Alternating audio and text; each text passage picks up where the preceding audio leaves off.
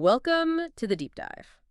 So, I want to start with a concept that is, well, it's a little uncomfortable for a lot of rational people. Hmm. But if you can truly absorb it, it can fundamentally change how you approach business or communication or, even just your social interactions. It's a real paradigm shift. It is. Yeah. And the idea is this: your customers, they don't actually buy what you sell, No, they buy the story they tell themselves about what you sell. it sounds so cynical when you first hear it, doesn't it? Uh, But it's actually rooted in something, you know, profoundly human and psychological. right. We're talking about the core idea from Seth Godin's book, All Marketers Are Liars. And the classic illustration of this, the one everyone points to, is the wine test. Ah, the wine test. Yes, it's the perfect starting point because it strips away all the noise and gives you this clean demonstration of pure perception. It really does. So you've got two bottles of wine. Let's say they're chemically identical. One is priced at $10 and the other at $100. Right. If you do a proper blind taste test, most people can't really tell the difference. Or, sometimes they even prefer the cheaper one. And this is the whole thing. The moment you tell them the price, the moment you give them the story before they taste it, the entire subjective experience changes. It's not just that they say it tastes better. No, it's not conscious. They've done studies with fMRI machines that show when people are told they're drinking the $100 bottle, the pleasure centers in the brain, Mm. they literally light up more intensely, Wow. even though it was the exact same liquid. So the objective reality of the wine didn't change at all. The only thing that changed was the story. And that story altered their physical reality. Precisely. And this is why Godin's title is so provocative. But we have to underline something right away. He is not, and I mean not, advocating for actual lying. No, that's the big misconception. Absolutely. He's really just revealing a truth about human behavior. Mm. People believe what they want to believe. And facts, rational arguments, they almost never persuade someone or change their behavior. So the mission for us in this deep dive is to really explore the four big principles Godin outlines. And the goal for you, listening, is to understand how to unlock what's called pricing power. Which is really the ability to get out of that constant cycle of comparison shopping and start selling identity instead of just a list of features. Okay, let's unpack this. Starting with that first, most fundamental principle, the one that makes this whole thing work. Right. The idea that the customer lies to themselves. This is the foundation. We like to think we're rational beings. But we're not. We're not rational calculators.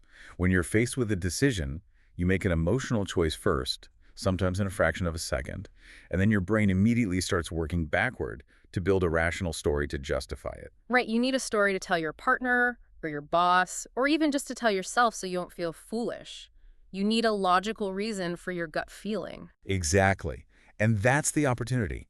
The job of a business isn't to convince you to buy something.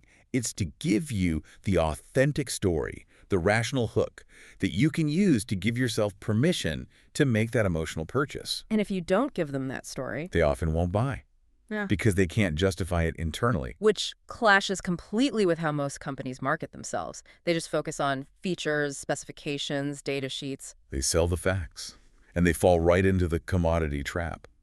Let's use the coffee example from the sources. A fact-focused business will say, Mm-hmm. our coffee is single origin, shade-grown, fair trade certified. All the stuff that logically should win. It should.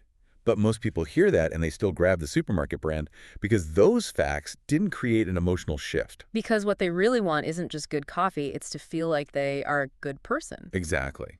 So now you shift the story. It's not about the certifications. It's about this coffee supports a family farm in Colombia where Maria handpicks only the ripest beans. Every bag helps build a local schoolhouse. Now, the entire narrative changes. The customer's internal story goes from, I bought good coffee, to something more like, I'm the kind of person who supports ethical farming and global communities. They're buying that identity. they're buying a better version of themselves. Okay, let me push back a bit. What if my product actually is just better? Say, a B2B software platform. My features are objectively faster, more secure, cheaper. Shouldn't the facts win out eventually? In a perfect world, they should, if your customers with spreadsheets. But even in a B2B sale, the emotional risk of making a change often trumps the rational gain. So the competitor isn't just selling software, they're selling the story of job security. Don't get fired for trying something new. Yes, they're selling staying with a trusted leader. So your job isn't to list better features. Your job is to give that department head a different story, A story that says, by choosing us, I'm seen as a visionary, as an innovator. You have to counter the emotional risk with an emotional reward. That's a huge distinction, selling job security versus security features. And it explains why just being better doesn't give you pricing power. It's the difference between a fact-based market and a story-based market. Mm-hmm. In the world of facts, everything is comparable, which means eventually everything is about price. It's a race to the bottom. But in the story-based market, You're selling feelings. You're selling identity. And people don't comparison shop for a feeling. That's how you charge a premium. okay, so that sets us up for the next principle. If it's all about creating that story, how do you know who to tell it to? You can't just shout it into the void. You can't. And that brings us to the second big concept, the worldview frame. The worldview frame. Every single one of us has a pre-existing worldview, a set of beliefs about how the world works. And here's the brutal truth Godin points out. You cannot change someone's worldview. It's too expensive psychologically. Exactly. So trying to convince a hardcore bargain hunter that a $500 handbag is a good investment it's just a losing battle. It's a dead-end strategy. The smart move, the strategic move, is to find the people who already believe what you're about to say. They're already primed for your story. Your job is just to show up and confirm their bias. So you're looking for confirmation bias, not conversion. Yes, you're not trying to convince the climate denier to buy your eco-friendly product. You find the person who already believes their carbon footprint matters, and you give them a story that makes them feel great about the choice they were already inclined to make. So let's take that high-end fitness coaching example. $2,000 a month. Right. The vast majority of people will just dismiss that out of hand. Their worldview is that fitness should be cheap or free. Don't waste your breath on them. Instead, you find the C-suite executive who works 60-hour weeks. Their worldview is completely different. Completely. Their worldview is, time is my most valuable asset, and investing in my health gives me the highest possible return. They already believe the premise. So the story isn't, here's why you should exercise. No. The story is, we design elite programs for executives who understand that peak physical health is a non-negotiable part of peak financial performance. You're speaking their language. Yeah. You're validating their belief that they are different. And this means marketing becomes a process of focused exclusion. You have to choose who you're not for.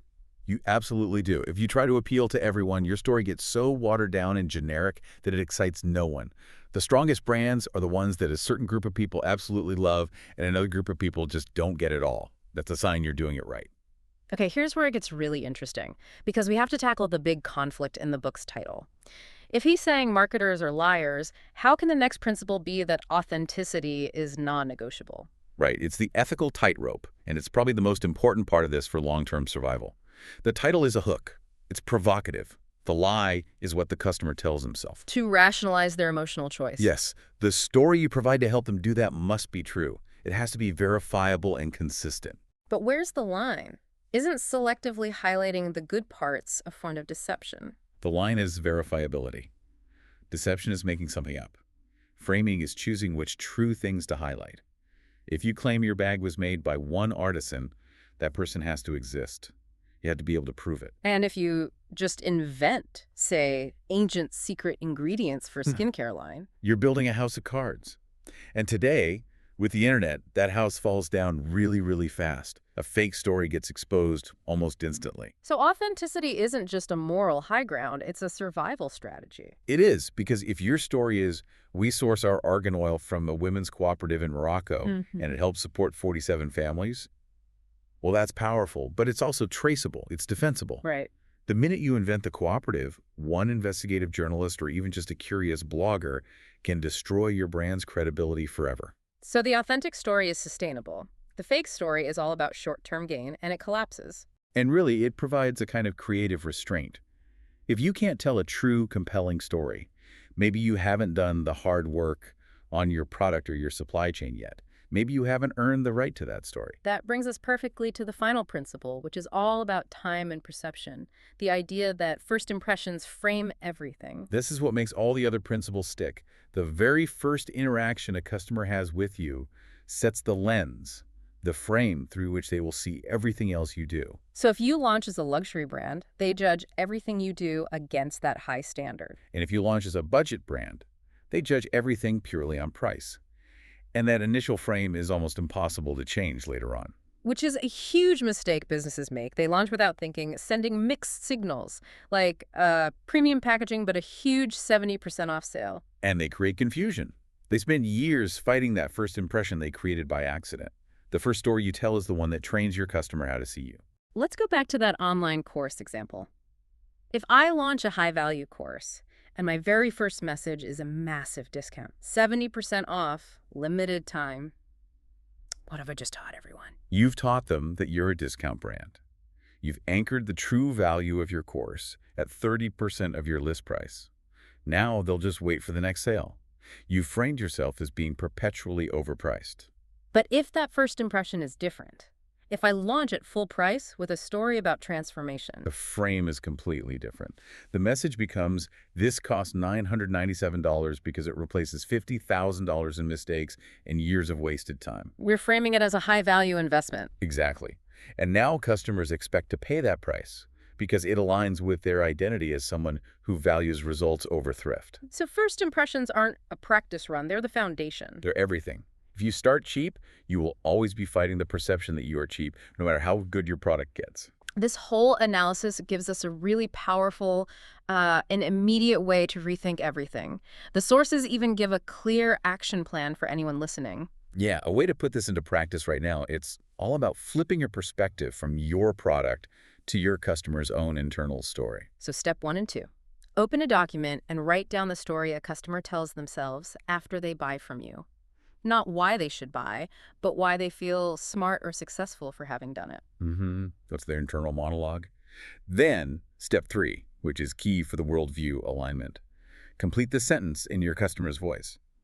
I'm the kind of person who believes ease, and that's why I chose your business. And if you can't fill in that blank with something specific, Then you don't really know who you're selling to yet. then steps 4 and 5, look at your marketing right now, your homepage, your ads, your bio. Does it tell that identity story? Or does it just list features? And then rewrite one thing, just one. Shift it from facts to feelings. If we connect this to the bigger picture, the reason this work is so timeless is because it's the escape hatch from that commodity trap we talked about. It's the way out of the race to the bottom. Yeah. The core lesson is that you achieve growth and pricing power when you remember that customers are emotional beings. They're just looking for stories that confirm what they already believe about themselves and the world. They want a brand that helps them feel like a better version of themselves. And the path is telling authentic stories to the right people with a consistent frame from day one. That consistency, that's the ultimate act of authenticity. So what does this all mean? It means you now have a playbook to operate on a completely different plane than your competitors. While most businesses keep listing their features, wondering why being better isn't winning, you know the real reason. Exactly. So here's the thought to leave you with. What is the one core belief, that deep, specific worldview, that your ideal customer holds so tightly that if you just told an authentic story confirming it, you would immediately stand apart from everyone else? That's the story worth focusing on next.